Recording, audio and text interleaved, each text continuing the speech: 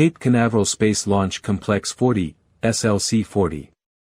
Space Launch Complex 40, SLC-40, sometimes referred to as SLC-40, is one of two launch pads located at the Integrate Transfer Launch Complex, ITL, in Cape Canaveral Space Force Station, CCSFS, Florida.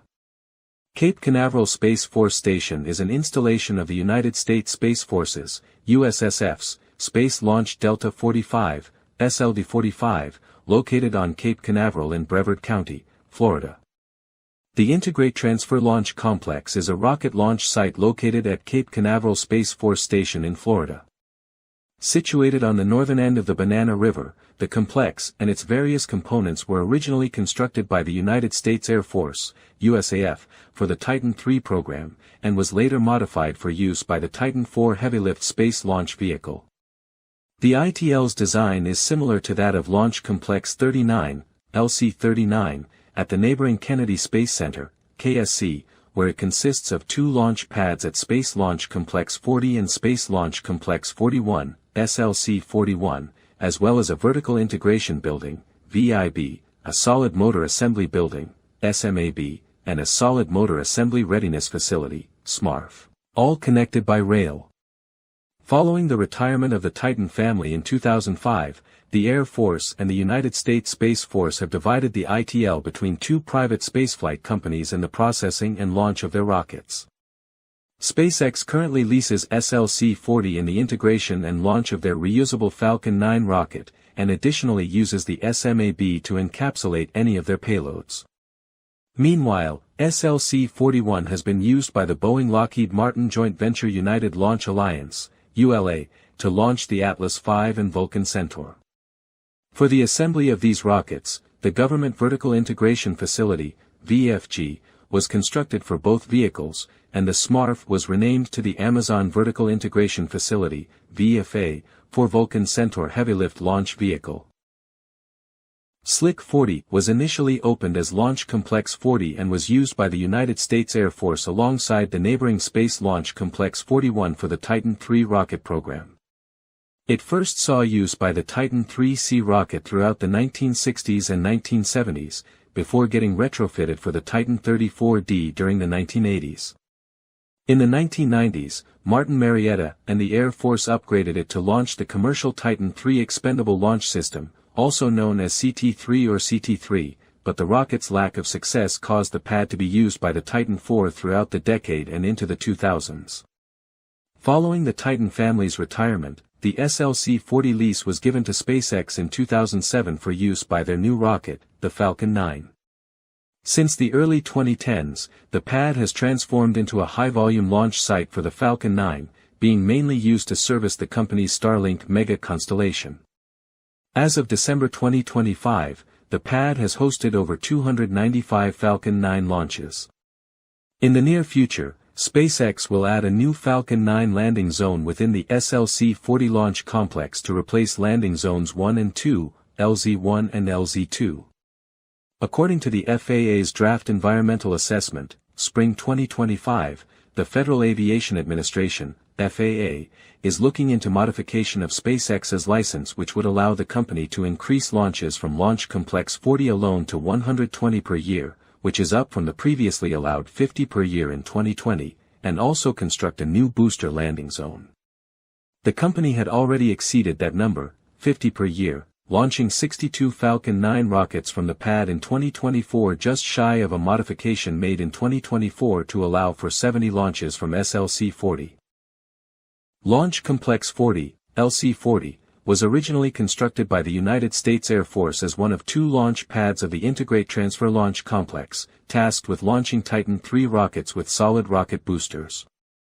The ITL was similar to Launch Complex 39 at the nearby Kennedy Space Center, where Titans would get assembled at the Vertical Integration Building, demolished in 2006, have their boosters built and attached at the Solid Motor Assembly Building, now used by SpaceX to process Falcon 9 payloads, and launched from either LC-40 or Launch Complex 41, LC-41, now SLC-41.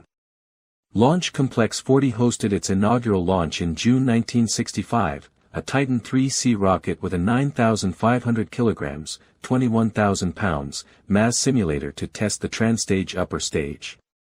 Almost every Titan IIIC launch from the pad carried a military payload, the vast majority of them being classified reconnaissance satellites.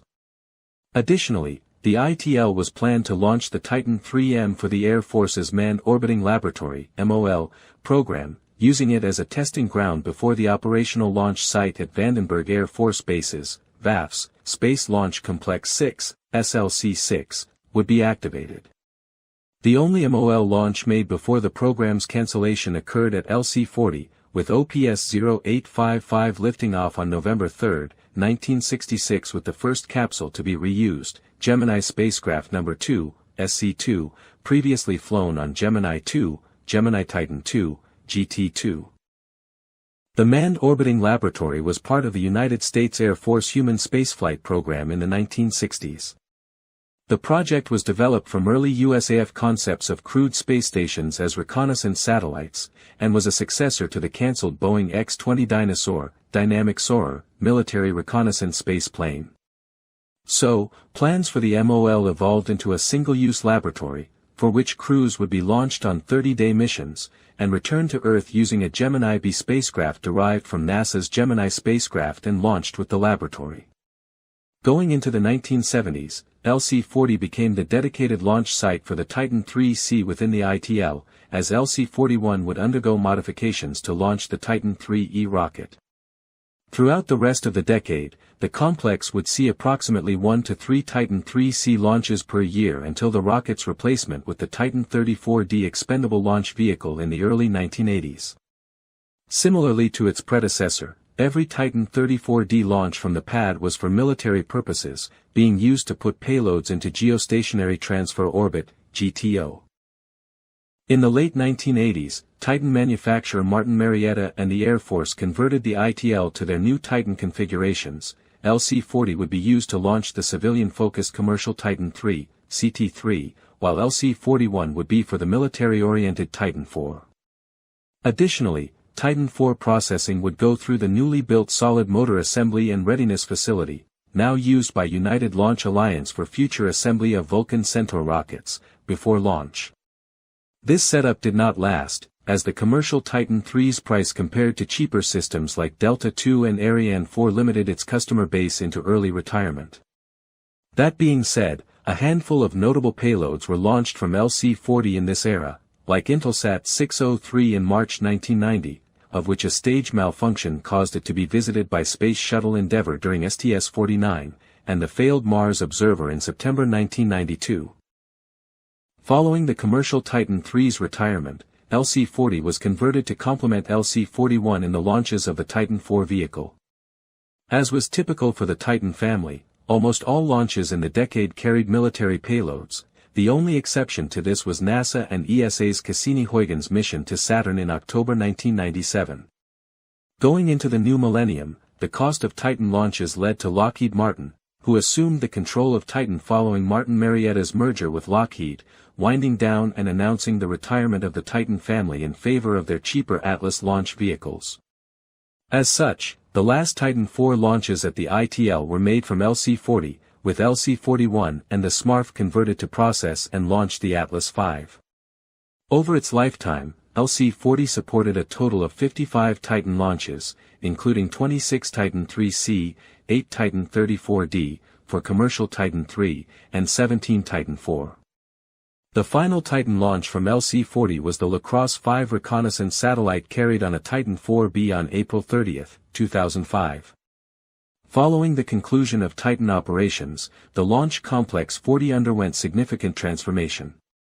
The tower was dismantled in early 2008, followed by the controlled demolition of the mobile service structure later that year. SpaceX leased LC-40 from the U.S. Air Force in April 2007 to launch its Falcon 9 rocket, getting renamed to SLC-40 much like what happened to SLC-41 and Space Launch Complex 37, SLC-37. Ground facility construction began the following 2008 year, including a rocket and payload preparation hangar and new fuel tanks. A spherical liquid oxygen tank previously used at Launch Complex 34, LC-34, was purchased from NASA. The first Falcon 9 launch vehicle arrived in late 2008, with the inaugural launch on June 4, 2010 carrying a dummy payload. A Dragon spacecraft first demonstration flight followed on December 8, 2010. Starting in 2012, SLC-40 became the primary launch site for the Dragon cargo vehicle provide two-way logistics to and from the International Space Station, ISS, a role previously filled by the Space Shuttle until its retirement in 2011. To accommodate the heavier Falcon 9 version 1.1 rocket, the launch pad was modified in 2013. Launch frequency gradually increased from 2014, with a mix of Dragon and satellite missions. A catastrophic explosion occurred at SLC-40 on September 1, 2016 during a static fire test, destroying a Falcon 9 full-thrust rocket and its payload, the Amos 6 satellite. The incident caused significant damage to the launch pad. After a thorough investigation and cleanup, repairs and upgrades began in early 2017. SLC-40 returned to service on December 15, 2017 with the successful launch of CRS-13. SpaceX had leased Launch Complex 39A, LC-39A, at the nearby Kennedy Space Center from NASA in April 2014, which allowed launches to continue from CCSFS in Florida during the reconstruction of SLC-40.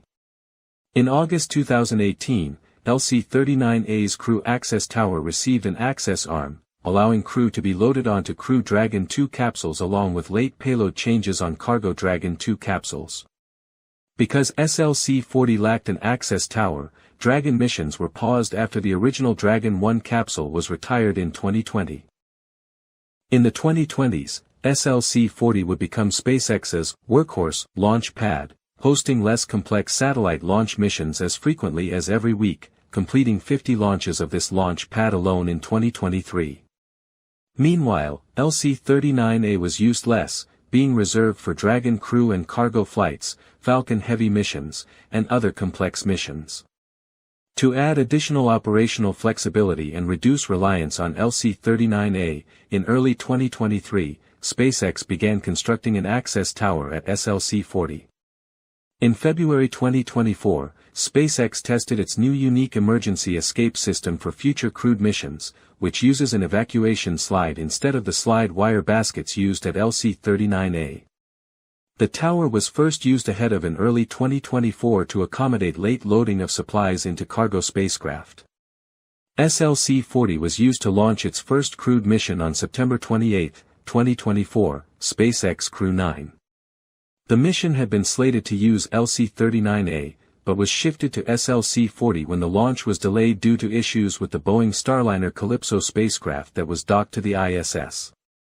In addition, the delay would have bled into LC-39A's conversion process into Falcon Heavy launches, as one was being used to launch NASA's Europa Clipper in October.